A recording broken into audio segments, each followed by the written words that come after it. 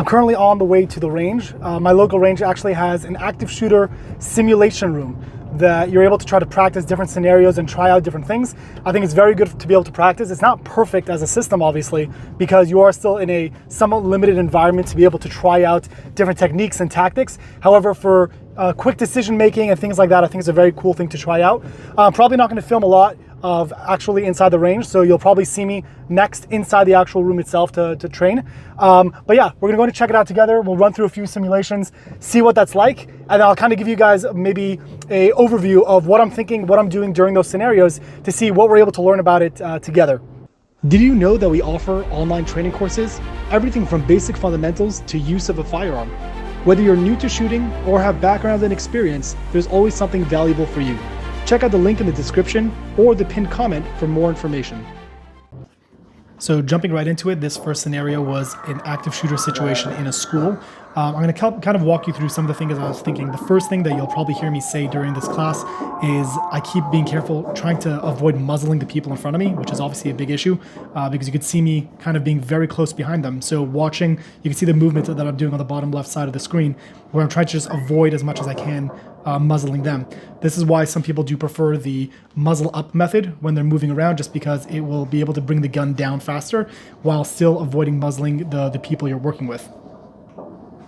Now, there are two ways with dealing in these kind of situations of an active shooter. One is known as direct to threat, and the other one is like slow to assess. Slow to assess means where the shooting stops, so you're now no longer sure exactly where the shooter is. That's obviously much more risky because the person could be anywhere.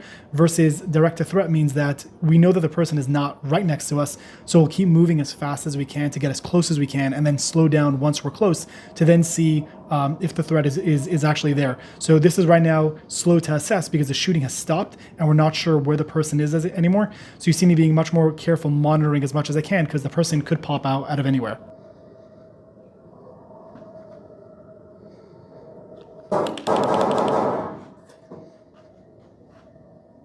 So we are about to do a recap to see exactly what I did. What you'll notice I'm doing at the end of the shooting is I'm still keeping my gun up because you don't know if there's a second person. You don't know if there's another risk. You don't know that even though you shot the person, the fight is or is not over. So keeping your gun up until the person who's moderating the gunfight says that it's over. So in this case, the instructor, I just kept watching. So now let's watch it back and see where those impacts took place.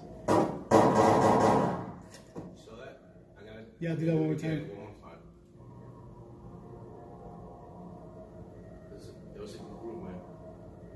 So it's less. There's no. Oh, did I have one flyer? No, it's this screen. That was the screen? Yep, go for it.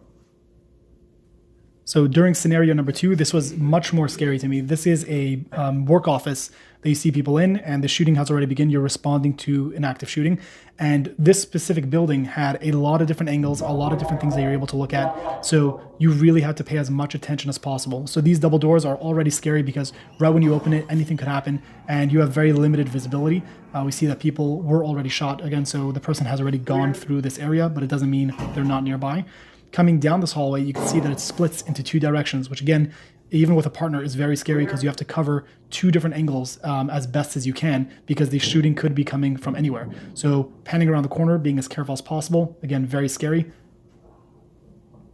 You see the officer on the floor, and in my head, what I was saying is that, unfortunately, she does not matter right now. That's not a person that's a priority because right now we're looking to stop the threat. And that's the same thing law enforcement will do for you, is that although they want to help you, they unfortunately can't rely on that because right now they're dealing with an active threat. And until that threat's down, more blood is spilling. So that's really something that they're focusing on.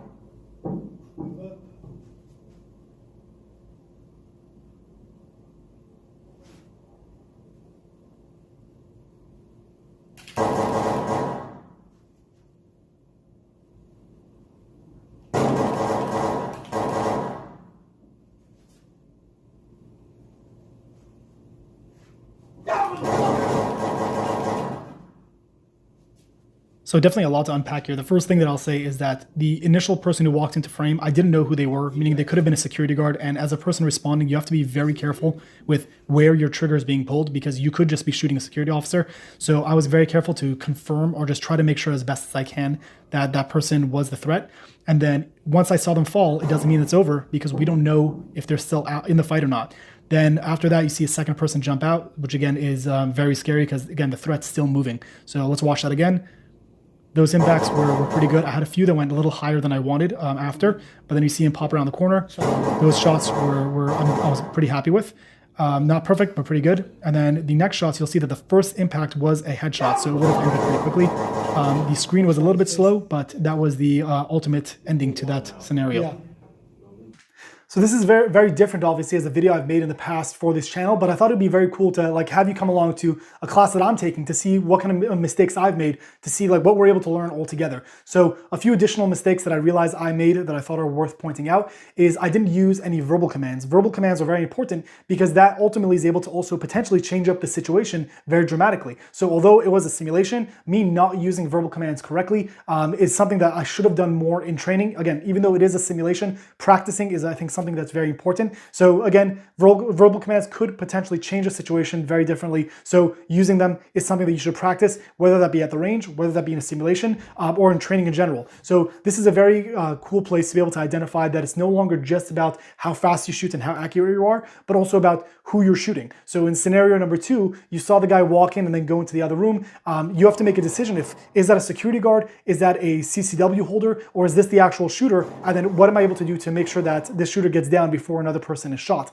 And you saw how also at the end of every scenario that we played out, when the shooter went down, if I didn't see the body, then you keep the gun up because you don't know if they're still in the fight or not. And that's what happened in the second scenario, where I saw him get shot. I thought those shots were correct, but he still was able to come around the corner and it was still active. And then again, I thought it might be over. It was not over. You keep the gun up because someone else came from a different direction and was still going to be actively a threat. So until the instructor said that the scenario was over, you play it out as if it's not over till it's over. You keep the gun up, you keep yourself focused, you make sure that you're ready to take another follow-up shot if necessary. So I love to be able to hear your feedback on my performance. Also, was there something I missed that you feel is valuable to be able to point out? There's obviously a lot that could have been spoken about with what these scenarios were. I just wanted to keep it kind of condensed into more of the main points that I thought were worth mentioning. So if you saw something that you think should be valuable to other people and should be said, please feel free to leave a comment in the comment section below. And I'd love for us to be able to all learn from this together. This is Raziel Cohen with ndftraining.com. Thank you for watching.